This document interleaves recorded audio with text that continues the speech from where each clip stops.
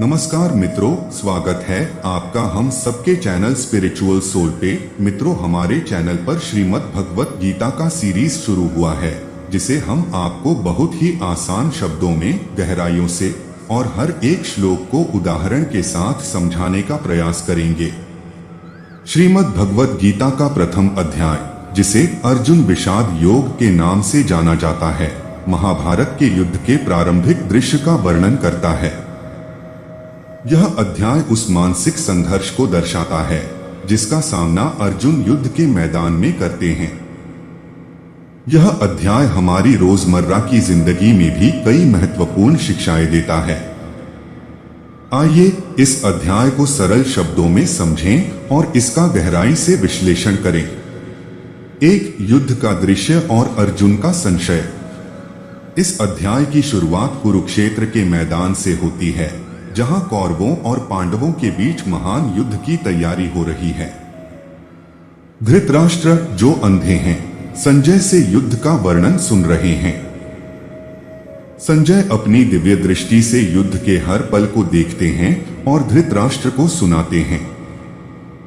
उदाहरण, कल्पना करें कि आप एक ऐसी स्थिति में हैं जहां आपको अपने ही परिवार या प्रियजनों के खिलाफ खड़ा होना पड़े। अर्जुन भी इसी दुविधा में थे। वह अपने ही रिश्तेदारों, गुरुओं और दोस्तों के खिलाफ लड़ने के लिए तैयार नहीं हो पा रहे थे। वह अपने भीतर संघर्ष महसूस कर रहे थे, जो किसी भी संवेदनशील व्यक्ति के लिए स्वाभाविक है। गहराई से विश्लेषण। अर्जुन का यह संशय हमें यह सिखाता है कि जब हम जीवन में किसी कठिन परिस्थिति का सामना करते हैं तो हमारे मन में कई सवाल उठते हैं। क्या सही है और क्या गलत? हमें किस दिशा में जाना चाहिए? इस प्रकार के सवाल हर इंसान के जीवन में आते हैं। यह हमें यह भी दिखाता है कि निर्णय लेना कितना कठिन हो सकता है, खासकर जब हमारे फैसले दूसरों पर गहरा प्रभाव डालते हैं। 2. अर्जुन की मनोस्थिति, गहराई से विश्लेषण। जब युद्ध का बिगुल बजता है और कुरुक्षेत्र के मैदान में दोनों सेनाएं आमने सामने खड़ी होती हैं, तब अर्जुन का मन विभिन्न भावनाओं से भर जाता है। अपने सारथी श्री कृष्ण से कहकर वह रथ को दोनों सेनाओं के बीच ले जाने का अनुरोध करता है। जब अर्जुन दोनों ओर के योद्धाओं को देखते हैं तो उनके दिल में एक अजीब सी बेचैनी उत्पन्न होती है। उन्हें अपनी ही सेना में अपने गुरुओं, भाइयों, चाचाओं, दादाओं और दोस्तों के चेहरे नजर आते हैं। भीष्म और द्रोणाचार्य का दर्शन। अर्जुन सबसे पहले अपने महान गुरु द्रोणाचार्य और पितामह भीष्म को देखते हैं। उनके सामने वह इंसान खड़े हैं जिन्होंने उन्हें धर्म और युद्ध के नियम सिखाए थे। अर्जुन के मन में विचार आता है कि जिन लोगों से उन्होंने शिक्षा ली है, जिनका उन्होंने हमेशा आदर किया है, अब उन्हीं के खिलाफ उन्हें हथियार उठाना है। यह सोचकर अर्जुन का हृदय कांप उठता है। भीष्म, जिन्हें वह अपने जीवन में सबसे अधिक सम्मान देते हैं, अब उनके शत्रु के रूप में खड़े हैं। परिवार के खिलाफ युद्ध। इसके बाद अर्जुन अपने चचेरे भाइयों कौरवों को देखते हैं। उनके सामने अपने भाइयों दुर्योधन और उसके साथियों के चेहरे आते हैं। वह सोचते हैं कि यह युद्ध केवल शत्रुता के कारण नहीं, बल्कि पारिवारिक विवाद का परिणाम है। उन्हें यह एहसास होता है कि इस युद्ध का परिणाम चाहे जो भी हो, विजेता और पराजित दोनों ही पक्षों को अपार हानि होगी। उन्हें यह भी चिंता सताने लगती है कि युद्ध के बाद उनके परिवार का क्या होगा। उनके बच्चे, स्त्रियां और बुजुर्गों का क्या होगा। अर्जुन का अंतर्द्वंद्व। अर्जुन के मन में यह भी विचार आता है कि क्या वह इस युद्ध से कुछ हासिल कर पाएंगे। क्या यह युद्ध केवल उनके अहंकार और स्वार्थ का परिणाम नहीं है? अर्जुन को लगता है कि यदि वह अपने परिवार और गुरुओं को मारकर राज्य जीत भी लेते हैं, तो भी वह राज्य उनके लिए किसी भी काम का नहीं होगा। उन्हें यह भी चिंता सताने लगती है कि वह इस युद्ध के बाद कैसे जी पाएंगे। क्या वह उन लोगों के खून से सना हुआ राज्य स्वीकार कर पाएंगे जिनके बिना उन्होंने जीवन की कल्पना भी नहीं की थी? मानसिक और शारीरिक स्थिति। इन विचारों के चलते अर्जुन की मानसिक स्थिति बिगड़ने लगती है। उनका शरीर कांपने लगता है, मुख सूखने लगता है और उनकी बुद्धि भ्रमित हो जाती है। वह शारीरिक रूप से भी कमजोर महसूस करने लगते हैं। उनके हाथ पैरों में कंपन होने लगता है और उनके हाथों से गांडीव धनुष गिर जाता है। अर्जुन को लगने लगता है कि उनके लिए इस युद्ध में आगे बढ़ना असंभव है। विवेक और कर्तव्य का टकराव। अर्जुन की यह मनोस्थिति उनके विवेक और कर्तव्य के बीच के टकराव को दर्शाती है। वह जानते हैं कि एक क्षत्रिय के रूप में उनका कर्तव्य है कि वह धर्म की रक्षा के लिए युद्ध करें, लेकिन उनके विवेक और संवेदनशीलता के कारण वह यह निर्णय नहीं ले पाते कि यह युद्ध वास्तव में धर्म के लिए है या नहीं। वह इस बात से भी व्यथित हैं कि युद्ध से उत्पन्न होने वाले परिणाम कितने विनाशकारी होंगे। धनुष का गिरना और आत्मसमर्पण। अर्जुन की यह आंतरिक दुविधा और मानसिक संघर्ष उस क्षण अपने चरम पर पहुंच जाता है जब वह अपना धनुष गिरा देते हैं और श्री कृष्ण से मार्गदर्शन की प्रार्थना करते हैं। वह अपने आप को असहाय और निर्णयहीन महसूस करते हैं और सोचते हैं कि शायद उनके लिए यह युद्ध लड़ना सही नहीं है। इस प्रकार अर्जुन की मनोस्थिति युद्ध के प्रारंभिक क्षणों में अत्यंत संवेदनशील और संशय से भरी होती है। उदाहरण, मान लें कि आप एक महत्वपूर्ण निर्णय लेने की स्थिति में हैं, जैसे कि नौकरी बदलना या किसी रिश्ते को समाप्त करना। आप देख सकते हैं कि आपके इस निर्णय से आपके आसपास के लोग प्रभावित होंगे। अर्जुन की तरह आप भी दुविधा में पड़ सकते हैं और सोच सकते हैं कि क्या यह निर्णय सही है। यह स्थिति हमें यह सिखाती है कि जीवन में कई बार हमें अपने व्यक्तिगत और भावनात्मक जुड़ावों से ऊपर उठकर निर्णय लेना पड़ता है। अर्जुन की यह दुविधा हमें यह सिखाती है कि निर्णय लेना आसान नहीं होता, खासकर जब वह निर्णय हमारे अपनों से जुड़ा हो। लेकिन हमें यह समझना होगा कि कभी कभी बड़े लक्ष्यों के लिए कठिन फैसले लेने पड़ते हैं। 3. धर्म और कर्तव्य का प्रश्न, एक मानव दृष्टिकोण। अर्जुन की दुविधा वास्तव में हम सभी के जीवन में किसी न किसी मोड़ पर आती है।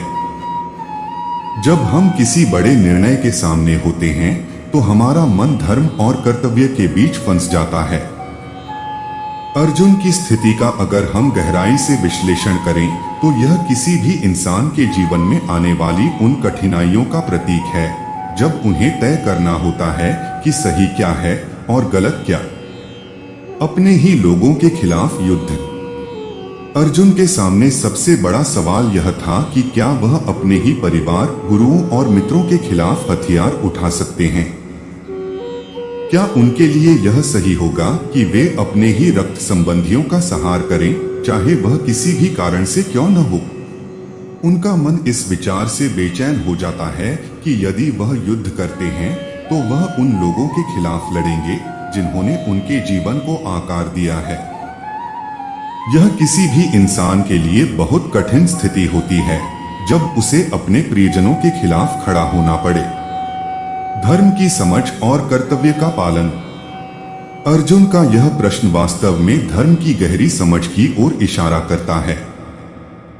धर्म का मतलब सिर्फ धार्मिक नियमों का पालन करना नहीं होता, बल्कि वह सही और गलत के बीच का वह सूक्ष्म अंतर होता है जो हर व्यक्ति को खुद समझना होता है।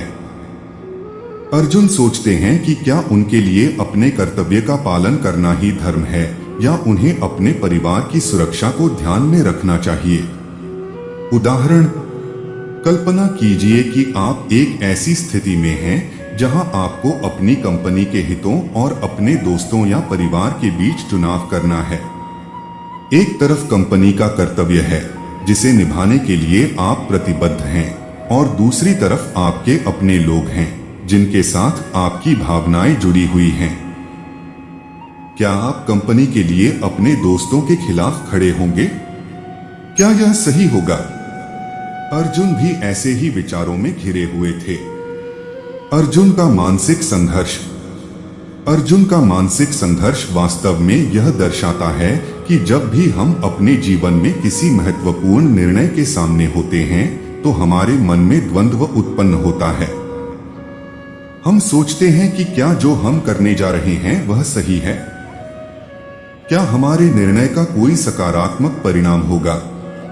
अर्जुन के मन में भी यही सवाल थे कि क्या इस युद्ध से कुछ अच्छा निकलेगा या यह केवल विनाश का ही कारण बनेगा। कर्तव्य के प्रति संदेह। अर्जुन को यह भी संदेह था कि क्या उनका कर्तव्य वास्तव में उन्हें सही दिशा में ले जा रहा है। क्या उनके लिए यह सही होगा कि वे अपने परिवार के खिलाफ युद्ध करें? उनका मन इस बात से विचलित हो जाता है कि इस युद्ध के बाद क्या बचेगा।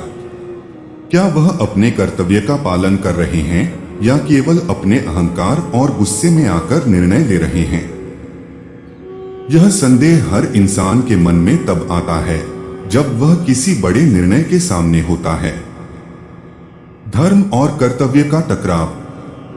अर्जुन की यह दुविधा हमें यह सिखाती है कि जीवन में धर्म और कर्तव्य का टकराव एक आम बात है, लेकिन इस टकराव के बीच हमें सही निर्णय लेना चाहिए जो केवल हमारी जिम्मेदारियों को नहीं बल्कि हमारे भीतर के सत्य को भी दर्शाए।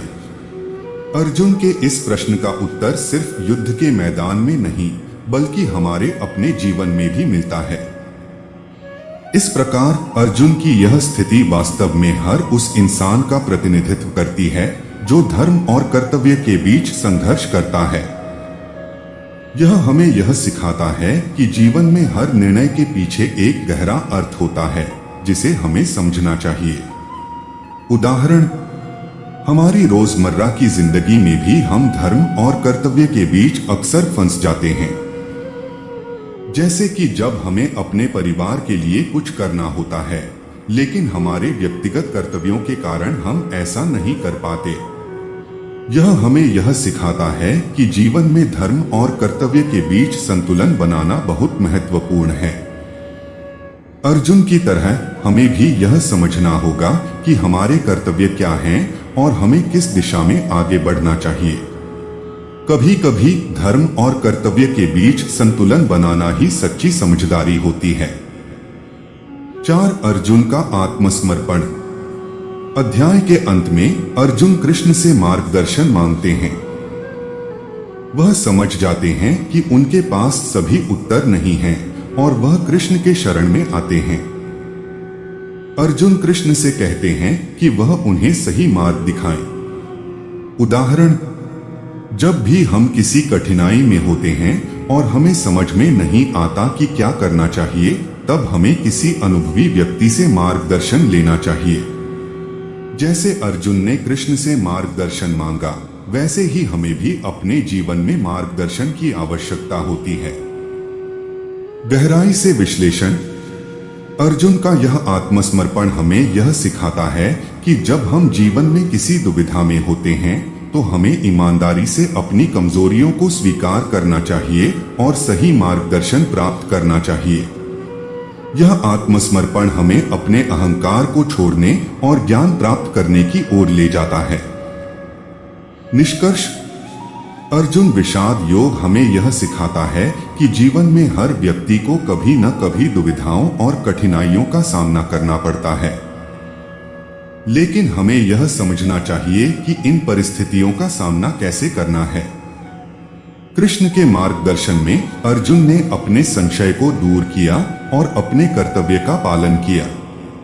इसी तरह हमें भी जीवन में आने वाली चुनौतियों का सामना करने के लिए सही मार्गदर्शन की आवश्यकता होती है।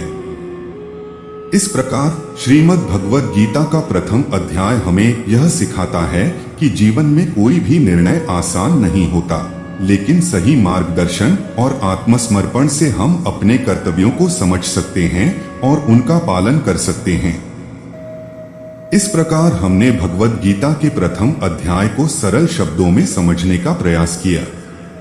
अगर आपको यह वीडियो पसंद आया हो तो इसे लाइक करें, शेयर करें और हमारे चैनल को सब्सक्राइब करना न भूलें। अगले वीडियो में हम गीता के दूसरे अध्याय पर चर्चा करेंगे। धन्यवाद।